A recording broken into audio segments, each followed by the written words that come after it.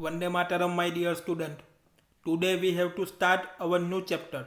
Chapter number 3, Flip to Fabric, Part 2. New topic. Flip. Flip का meaning क्या होता है? फ्लिप यानी रेसा. Take out a yarn from a pieces of cotton fabric. Place the pieces of yarn on the table. तो हमें cotton fabric में से क्या करना है? कॉटन का जो पीस पड़ा है फैब्रिक का, उसमें से यान निकलना है.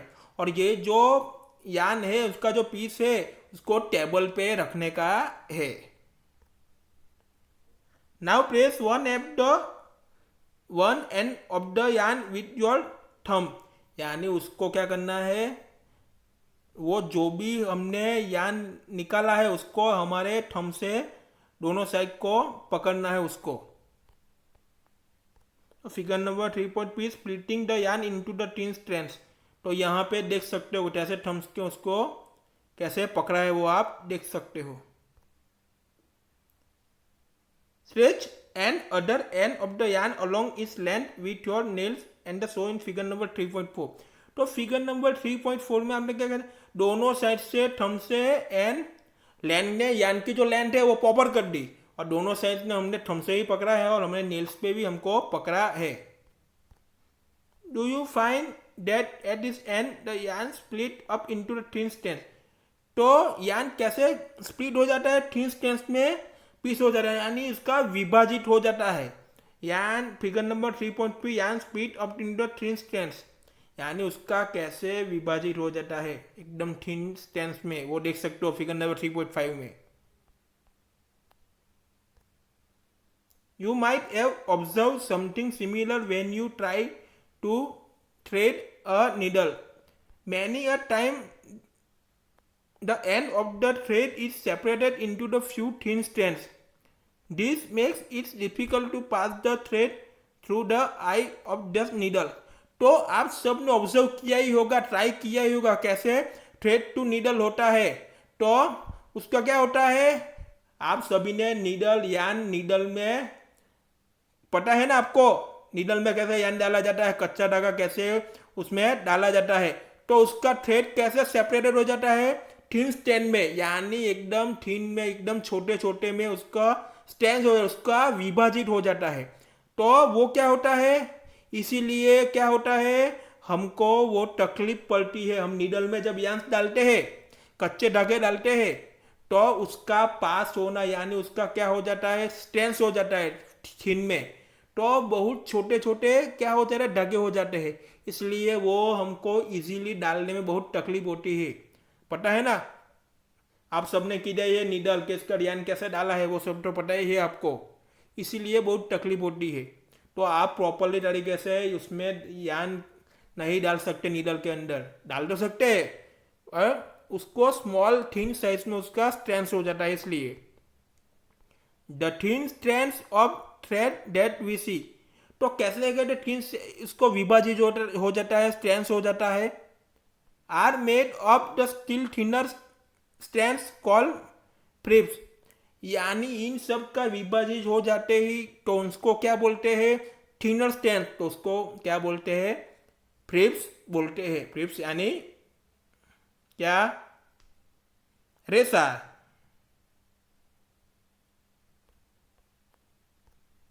Fabrics are made of yarns and yarns are further made of fabrics. Fabric किसके बनता है? कापर किसके बनता है? यान से बनते हैं, यानी कच्चे धागे होते हैं उससे कापर बनता है, फैब्रिक बनता है.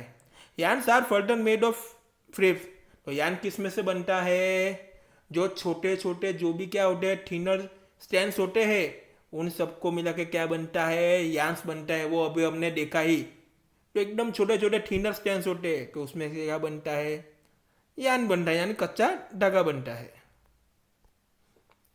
The fibres of some fabrics such as cotton, jute, silk and wool are obtain from plants and animals.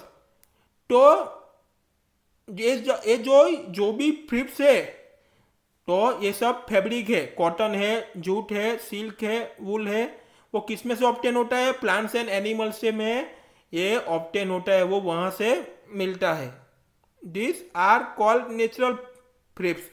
तो नेचुरल फ्रिप्स किसको बोला जाता है, यानी नेचुरल रेशा किसको बोला जाता है कि जो भी फ्रिप्स है सम फैब्रिक से जो भी कपड़ है वो कॉटन, जूट, सिल्क एंड वुल में से मिलता है। वो किस में से मिलता है, प्लांट एंड एनिमल्स में मिलता है।